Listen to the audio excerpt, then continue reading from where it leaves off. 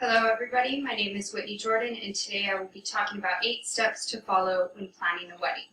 But first, I want to start off with a quote by Inspired Grace Weddings that says, "Planning a wedding involves thousands of decisions that need to be made and moved forward on."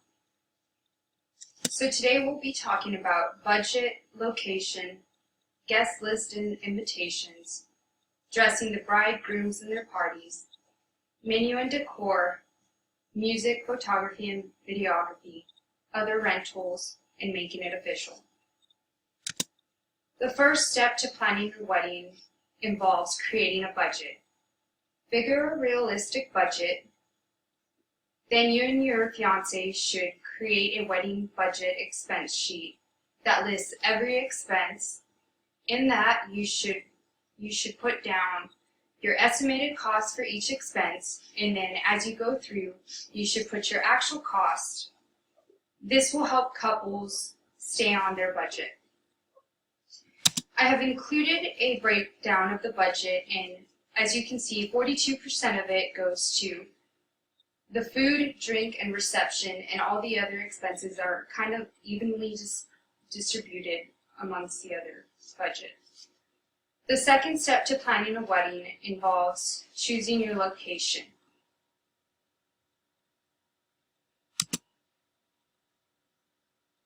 You and your fiancé should look at possible ceremony and reception sites.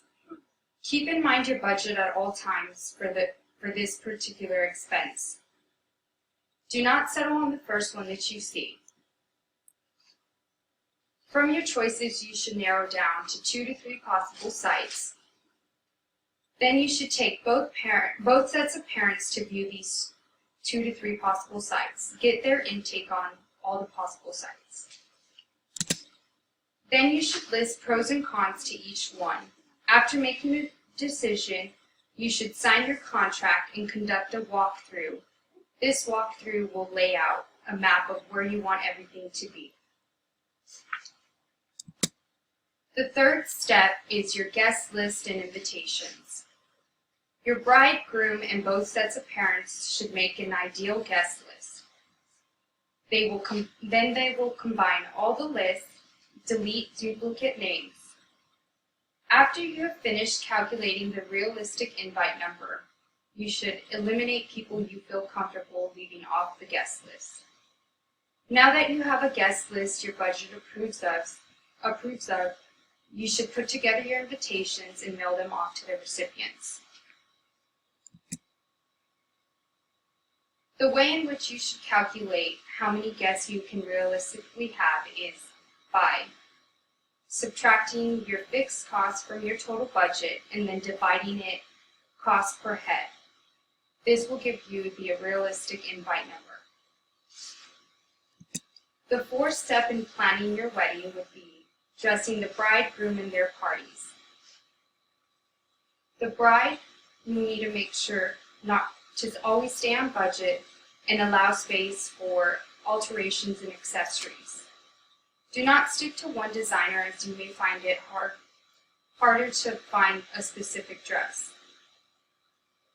For maid of honor and bridesmaids, you want to keep their budget in mind and try to find a dress that flatters all of them.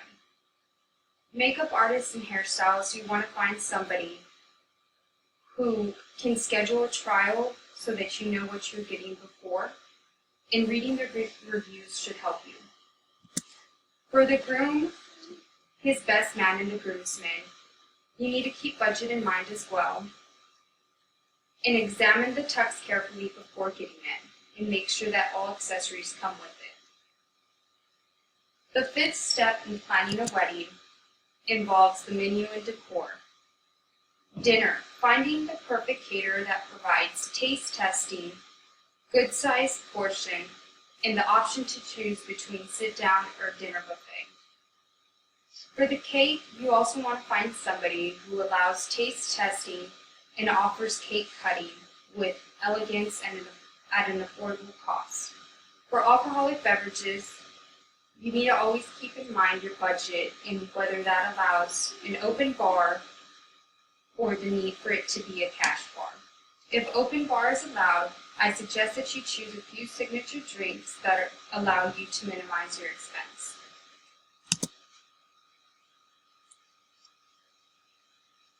For flowers, you need to keep in mind the bouquets for the bride and the maid of honor, the boutonnieres, the corsages, flower ball and ring barriers, and the reception flowers. When you're finding the florist, you need to keep in mind your budget and make sure that they provide you with what you want. Make a list of all arrangements that you expect from them. The sixth step in planning your wedding involves music, photography, and videography. Music, know what kind of music you want during your ceremony, cocktail hour, and reception. This will help you decide whether you want musicians, a band, or DJ. For photography and videography, you need to decide what moments you want captured. Ask to see full wedding on each of their work so that you are able to see what type of quality that they're able to provide you with. The seventh step involves other rentals. If the venue did not provide all of the necessities, look for a rental company that does. This may involve tables, chairs, tents, lighting props, linens, and chinaware. Other rentals may include the transportation services for arrival and departure. And finally, the eighth step is making it official, because before you can plan for a happily ever after, you'll need to get a marriage license. Make sure that when obtaining the marriage license, you have somebody to serve as a witness. So a review of what we've covered is budget, location, guest list and invitations, dressing the bride, grooms and parties, the menu and decor, music, photography and videography, other rentals, and making it official. So I'd like to close out with a quote that says, no matter what happens, if at the end of your wedding day if you are married to the person you love, it was a roaring success.